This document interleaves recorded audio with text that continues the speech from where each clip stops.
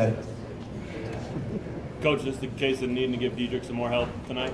Well, I think so. Obviously their bigs played very well. Even Nick didn't play a lot, but he blocks 5 shots and totally impacted the game. But Reed and PJ were the dominant players, and certainly it was 2 against 1 in there a lot. We're playing 6-4, at the other spot, and we actually did a pretty good job the first half, I thought, of neutralizing them to an extent, even though Reed had a good first half. But yeah, I think we just wore our guy out a little bit. Transition defense was one of your areas of focus before the game. How do you think your team did? I thought, pretty good. I think they end up scoring. The biggest thing about our transition defense, it was sometimes your defense doesn't get to have a chance if the offense, screws it up to the point where you can't. They always have numbers coming at you, but I didn't think it was awful. But the worst thing we did, we gave them like 3 and 1s in transition. So you just give them 3 points. If you're going to foul. And we obviously didn't do that. Bill, back here. You guys have had a lot of success driving the ball recently. Did you feel like that slowed your offense a little bit, that they were able to maybe cut off some of those driving lanes? Yeah, they didn't pressure us, and they're good defensively. And I thought Hero's really underrated defender in my eyes from what I saw. But Hagen's controlled the game defensively from that spot. But they really didn't pressure us, and they really didn't have to, because we didn't really force them to stretch it. And then when we do get in there tight, you got to score over a lot of length. They're big guys, and so yeah, we didn't do as good a job with that as what we should have. But on the flip side, usually if you make 9 threes for us, I'm thinking we can live with that. So it wasn't like, if you look at it from the score, and you can't ever do this, so I'm not saying that this was the difference in the game or it made it look like we played equally well, but from the field, we actually competed with them pretty good. We just didn't get to the free throw line, and we fouled so much because they controlled the glass, and that was the difference in the game. How about foul trouble, especially Devon? I don't think it impacted the game. The thing about it is the 2 times that we took him out, though, we didn't get the ball across half court because Hagen stole it from somebody. So, they kind of smelled blood a little bit whenever, or he did, whenever we didn't have our primary handler in the game. Bill, how tough of an assignment is it for Diedrich to have multiple guys to deal with?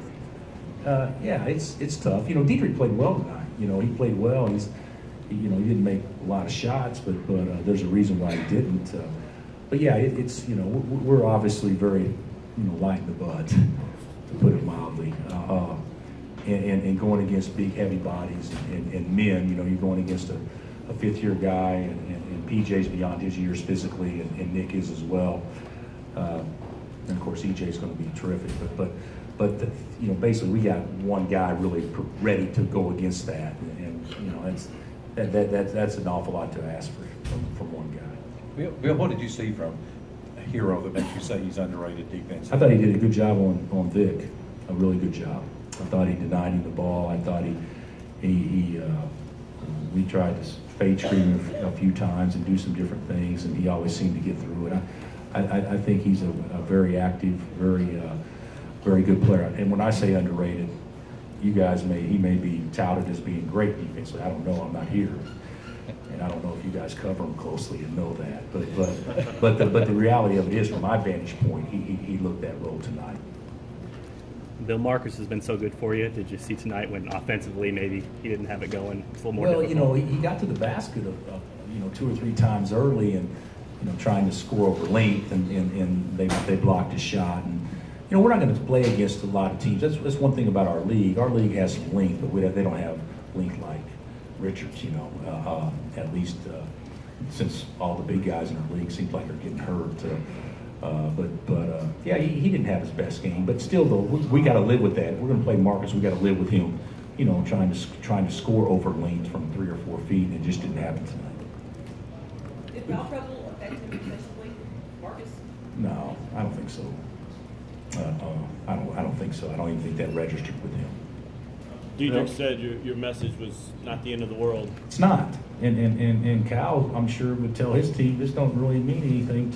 I don't know who you play on Tuesday, but that's actually a big game. Whoever you play on Tuesday, and of course it's or Monday or whoever it is. And For us, it's Tuesday, so we can't fret about this. Now, we came here to win, don't get me wrong, but it's not like the end of the earth.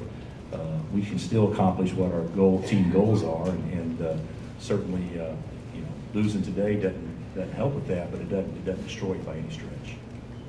Bill, I know you guys play in a lot of big games, big atmospheres. I'm wondering if tonight's atmosphere made any impression on you? Yeah, it was good. I mean, it's good.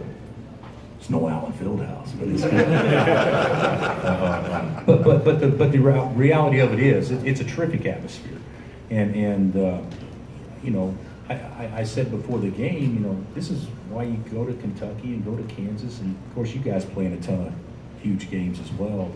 But it's terrific, but I didn't think that had anything to do with our play tonight. I thought we actually handled the atmosphere pretty good. In the second half, there was about a 3 or 4 minute stretch where it kind of got away from us. But for the most part, I think our kids, that wasn't what affected us as much as their length did. Bill, I get the sense every year you guys don't like this game where it is in the schedule. That we like it or don't like it? You do not like it. Yeah. That's pretty clear. Can you appreciate, though, how it's good for college basketball? I can appreciate how good it is for the Big 12 and the SEC league as a whole. So I don't even know who won the challenge. I have no idea. I don't know who won the other games, but I would say that sometimes, and Cal goes through this all the time, I would think, sometimes Kentucky has to do things that you may not want to do, but it's good for the whole. And I think that's kind of where we are too. It's good for the whole. I mean, and so, you got to do this for your respective leagues. And even though I wish it could happen in December, but now with the way so many league games, you can't do that. I mean, there's no time slots with bowl games and all that stuff because it needs to be covered. And one day on ESPN, it was an infomercial for both leagues, so that is positive. So anything you went through tonight you think will immediately benefit you in Big 12 play going forward? I hope so. I don't know right now off the top of my head. There was, seeing Q make some shots obviously is a bonus, and Ochai is going to be a really good player. He's played 5 games now, and he's rated 353 last year, and now we need to play well to win in Rupp. So that's a lot to ask for the kid. But I don't know if there's anything definite that'll definitely make us better moving forward. Anything else? Thanks, Okay, thanks guys.